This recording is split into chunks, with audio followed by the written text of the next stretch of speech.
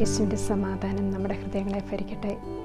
ഇന്ന് നമ്മൾ ധ്യാനിക്കാൻ ആഗ്രഹിക്കുന്നത് യേശുവിൻ്റെ കുരിശും ചുമന്നുകൊണ്ടുള്ള യാത്രയാണ്. രണ്ടാം സ്ഥലത്തേക്ക് പോകുമ്പോഴാണ് ഈശോ ആ കുരിശുകൾ വഹിക്കുന്നത്. ആ കുരിശുകൾ വഹിക്കുന്ന സമയത്ത് ഈശോയുടെ കൂടെ ആരുമില്ല. പത്രോസ് അവിടുത്തെ പരിത്യജിച്ചു, യൂദാസ് അവിടുത്തെ ഒറ്റിക്കൊടുത്തു, മറ്റ് ശിഷ്യന്മാർ ഓടി ഒളിച്ചു. യേശുവിൻ്റെ കൂടെ സഹതപിച്ചവരോ യേശുവിനെ പ്രഘോഷിച്ചവരോ ഒന്നും അവിടുത്തെ കൂടെയില്ല. ഈശോ നമ്മളോടും പറയുകയാണ്, ആരെങ്കിലും എന്നെ അനുഗമിക്കാൻ ആഗ്രഹിക്കുന്നുവെങ്കിൽ അവൻ സ്വയം പരിത്യജിച്ച് തൻ്റെ കുരിശും വഹിച്ചുകൊണ്ട് എൻ്റെ പിന്നാലെ വരട്ടെ. നമ്മളോട് ഈശോ ഇത് തന്നെയാണ് പറയുന്നത്. മനുഷ്യനായി പിറന്ന നമുക്കെല്ലാവർക്കും ഓരോ തരത്തിലുള്ള കുരിശുകളുണ്ട്. ആ കുരിശ് നമ്മൾ വഹിക്കുമ്പോൾ അത് നമ്മൾ എങ്ങനെയാണ് വഹിക്കുന്നത്? തീർച്ചയായിട്ടും നമുക്ക് ആ കുരിശെടുത്തേ പറ്റൂ. നമ്മുടെ ഉത്തരവാദിത്തങ്ങൾ, നമ്മുടെ കടമകൾ, നമ്മുടെ ജീവിതത്തിലെ ഓരോരോ കാര്യങ്ങൾ, പാപങ്ങളുണ്ട്, ഭാരങ്ങളുണ്ട്. ഈശോ നമ്മളോട് പറയുന്നുണ്ട് ആ കുരിശുമെടുത്ത് എന്നെ അനുഗമിക്കാനായിട്ട്. അപ്പോൾ നമുക്ക് ആ യേശുവിനോട് കൂടെയുള്ള ആ കുരിശ് നമുക്ക് സ്വീകരിക്കണം. എങ്കിൽ മാത്രമേ നമുക്ക് ആ കർത്താവിൻ്റെ അനുഗ്രഹവും കൃപകളും കിട്ടത്തുള്ളൂ. കുരിശ് സഹനത്തിൻ്റെയും പീഡകളുടെയും എല്ലാം പ്രതീകമാണ്.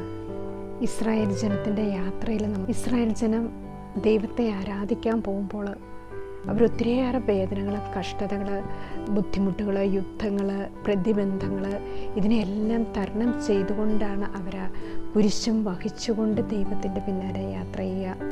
അതുപോലെ നമ്മൾ മോശയെ നോക്കുമ്പോൾ മോശയ്ക്ക് സുഖമായിട്ട് അവിടെ ജീവിക്കായിരുന്നു. പക്ഷേ ദൈവം ഏൽപ്പിച്ചു തൻ്റെ ജനത്തെ നയിച്ചു കൊണ്ടുപോകുവാനായിട്ട്. മോശ വളരെ കഷ്ടതകൾ സഹിച്ചാണെങ്കിലും ദൈവത്തോട് ചേർന്ന് ആ കുരിശ് വഹിക്കുകയാണ്. പുറപ്പാടിൻ്റെ പുസ്തകം 3-ാം അധ്യായത്തിൽ. അതുപോലെ തന്നെ നമ്മൾ കാണുന്നു അപ്പസ്തോലന്മാർ 2 കൊരിന്തോസ് 6:4-10 വരെയുള്ള വചനത്തിൽ വിശുദ്ധ പൗലോസ്ലീഹ ക്രിസ്തുവിനെ സ്വീകരിച്ചതിന് ശേഷം ആ സത്യത്തിനും നീതിക്കും വിശുദ്ധിക്കും വചനത്തിനും വേണ്ടി നിലനിൽക്കുമ്പോൾ പൗലോസ്ലീഹ എത്രമാത്രം വേദനകളിലൂടെയും സഹനങ്ങളിലൂടെയും കുരിശ് വഹിച്ചുകൊണ്ട് ക്രിസ്തുവിനെ അനുഗമിക്കുകയാണ്. 2 കൊരിന്തോസ് 6:4-10 വരെയുള്ള വചനത്തിൽ പറയുന്നുണ്ട്, വലിയ സഹനത്തിൽ, പീഡകളിൽ, ജാഗരണത്തിന്, അധ്വാനത്തിൽ, ക്ഷമയിൽ, ദയയിൽ, നിഷ്കളങ്കമായ സ്നേഹത്തിൽ, സത്യസന്ധമായ വാക്കിൽ, ബഹുമാനത്തിന്, അപമാനത്തിൽ. ഇങ്ങനെ പൗലോസ്ലീഹ സഹിച്ച വലിയ വലിയ സഹനങ്ങളെക്കുറിച്ച് നമുക്ക് അതിനകത്ത് കാണാൻ സാധിക്കും. എല്ലാവരും വിശുദ്ധ പത്രോസ്ലീഹ എങ്ങനെയാണ് ആ കുരിശുകൾ വഹിച്ചത്? യേശുവിൻ്റെ മരണത്തിന് സ്വീകരിക്കാൻ യോഗ്യതയില്ലാഞ്ഞിട്ട് വിശുദ്ധ പത്രോസ്ലീഹ തല കീഴായിട്ടാണ് കുരിശിൽ മരിച്ചത് എന്ന് നമ്മൾ വായിക്കുന്നുണ്ട്.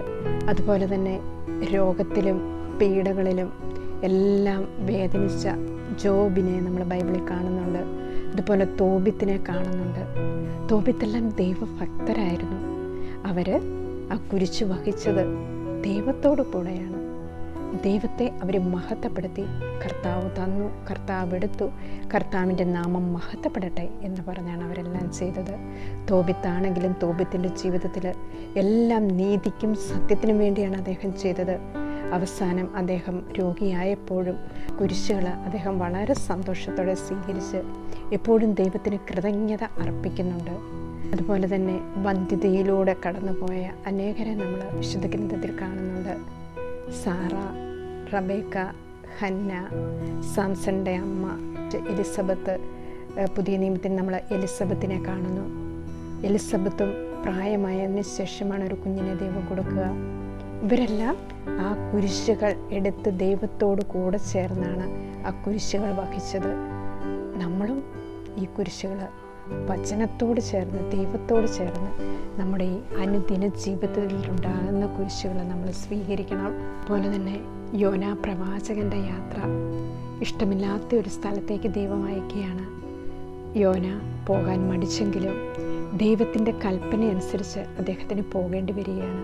അവിടെയും അദ്ദേഹം ആ കുരിശ് സ്വീകരിക്കുകയാണ്. പരിശുദ്ധ കന്യാമറിയം ദൈവത്തിൻ്റെ വചനത്തെ സ്വീകരിച്ചു കഴിഞ്ഞപ്പോൾ ലോകം മുഴുവനും പരിശുദ്ധ മറിയത്തെ എതിർത്തു. മറിയം അത് സന്തോഷപൂർവ്വം ദൈവത്തിന് സമർപ്പിച്ചപ്പോൾ ലോകത്തിന് മുഴുവൻ രക്ഷ നൽകുകയാണ്. ലൂക്കായുടെ സുവിശേഷം 1-ാം അധ്യായത്തിൽ നമ്മൾ കാണുന്നു. പ്രവാചകന്മാരെല്ലാം എലിയ പ്രവാചകന്, യെശയ്യാ പ്രവാചകന്, ജെറമ്യ പ്രവാചകന്, എസെക്കിയേൽ പ്രവാചകനെല്ലാം ഒത്തിരിയേറെ വേദനകളും സഹനങ്ങളും ഉണ്ടായിരുന്നു. അവരെ കുരിശലുകളെല്ലാം ദൈവത്തോട് ചേർത്ത് വെച്ചു. അപ്പം നമുക്ക് ലോകത്തിൽ ആരെയും നോക്കേണ്ട കാര്യമില്ല, ആരുടെയും പിന്നാലെയും പോകേണ്ട കാര്യമില്ല. ക്രിസ്തുവിൻ്റെ വചനം നമുക്ക് സമീപസ്ഥമാണ്. നമുക്ക് ചുറ്റും സാക്ഷികളുടെ വലിയ സമൂഹമുള്ളതിനാൽ നമ്മെ വിഷമിപ്പിക്കുന്ന പാപവും ഭാരവും നമുക്ക് നീക്കിക്കളയാം. നമുക്കായി നിശ്ചയിച്ചിരിക്കുന്ന ഈ ഓട്ടപ്പന്തയം നമുക്ക് ഓടിത്തീർക്കാം. നമ്മുടെ വിശ്വാസത്തിൻ്റെ നാഥനും അതിനെ പൂർണ്ണതയിൽ എത്തിക്കുന്നവനുമായ യേശുക്രിസ്തുവിനെ മുന്നേ കണ്ടുകൊണ്ട് വേണം നാം ഓടാൻ. അവൻ തനിക്കുണ്ടായിരുന്ന സന്തോഷം ഉപേക്ഷിച്ച് അപമാനം വകവയ്ക്കാതെ കുരിശ് ക്ഷമയോടെ സ്വീകരിച്ചു. ഈശോയെക്കുറിച്ച് പറയുകയാണ്. ഈശോ തനിക്കുണ്ടായിരുന്ന എല്ലാ സന്തോഷങ്ങളും എടുത്തു മാറ്റി. അപമാനം വകവെച്ചില്ല. അപമാനം എന്ന് പറഞ്ഞാൽ കുരിശ് മരണത്തിലുള്ള അപമാനം ഏറ്റവും ഹീനമായ മരണമാണ്. വസ്ത്രങ്ങൾ പോലും ഉരിഞ്ഞെടുക്കപ്പെട്ട് ചെമ്മട്ടികൾ കൊണ്ട് അടിക്കപ്പെട്ട്, അതും കൂടാതെ യേശുവിനെ മുൾക്കിരീടം അണിയിച്ചു. യേശുവിനെ ഉപദ്രവിക്കാൻ പറ്റുന്ന അത്രയും നമ്മൾ യേശുവിനെ ഉപദ്രവിച്ചു. എന്നിട്ട് ഈശോ ഇതെല്ലാം ക്ഷമയോടെ സഹിച്ചു. ദൈവസിംഹാസനത്തിൻ്റെ വലത്തുവശത്ത് അവൻ അവരോധിക്കപ്പെടുകയും ചെയ്തു. ആകയാൽ മനോധൈര്യം അസ്തമിച്ച് നിങ്ങൾ തളർന്നു പോകാതിരിക്കുവാൻ വേണ്ടി തന്നെ എതിർത്ത പാപികളിൽ നിന്ന് അവൻ എത്രമാത്രം സഹിച്ചു എന്ന് ചിന്തിക്കുവിൻ എന്നാണ് വിശുദ്ധ ലിഖിതം പറയുക. ഇതാണ് ഈശോയുടെ രാജ്യം. ഈ ഒരു ഒറ്റ വചനമെടുത്ത് നമ്മൾ ധ്യാനിച്ചാൽ, ഹെബ്രായർക്ക് എഴുതിയ ലേഖനം 12-ാം അധ്യായം 1 മുതൽ 3 വരെയുള്ള തിരുവചനങ്ങൾ നമ്മളെടുത്തൊന്ന് ധ്യാനിച്ചാൽ അതിനകത്ത് അനേകം കാര്യങ്ങളുണ്ട്. നമുക്ക് ചുറ്റും സാക്ഷികളുടെ വലിയ സമൂഹമുള്ളതിനാൽ നമ്മെ വിഷമിപ്പിക്കുന്ന പാപവും ഭാരവും നമുക്ക് നീക്കിക്കളയാം. നമുക്ക് ചുറ്റും സാക്ഷികളുടെ വലിയ സമൂഹം എന്താണ്? ഈ വിശുദ്ധരായ ആത്മാക്കളാണ്. കർത്താവിന് വേണ്ടി പീഡ സഹിച്ചവരുണ്ട്, യേശുവുണ്ട്. അതുപോലെ തന്നെ അനേകം വിശുദ്ധരായ ആൾക്കാർ നമ്മുടെ സമൂഹത്തിൽ ജീവിക്കുന്നുണ്ട്. യേശുവിൻ്റെ ആ കുരിശ് യാത്രയിൽ പരിശുദ്ധ കന്യാമറിയത്തോട് നമുക്ക് പ്രാർത്ഥിക്കാം. പരിശുദ്ധ ദൈവമാതാവേ, ക്രൂശിതനായ കർത്താവിൻ്റെ തിരുമുറിവുകളെ എൻ്റെ ഹൃദയത്തിലും പതിപ്പിച്ചുറപ്പിക്കണമേ. നമ്മൾ ആത്മാർത്ഥമായി പ്രാർത്ഥിക്കുമ്പോൾ നമ്മുടെ ഹൃദയത്തിലും ആ മുറിവുകൾ പതിപ്പിച്ചുറപ്പിക്കുമ്പോൾ അത് സഹിക്കുവാൻ, ദൈവത്തോട് ചേർന്ന് നിന്ന് സഹിക്കുവാനുള്ള ശക്തി ദൈവം നമുക്ക് തരും. പരിശുദ്ധ ദൈവമാതാവേ, ക്രൂശിതനായ കർത്താവിൻ്റെ തിരുമുറിവുകൾ ഞങ്ങളുടെ ഹൃദയത്തിൽ പതിപ്പിച്ചുറപ്പിക്കണമേ എന്ന് പ്രാർത്ഥിച്ചുകൊണ്ട് ഈശോ മിശിഹായ്ക്ക് സ്തുതിയായിരിക്കട്ടെ.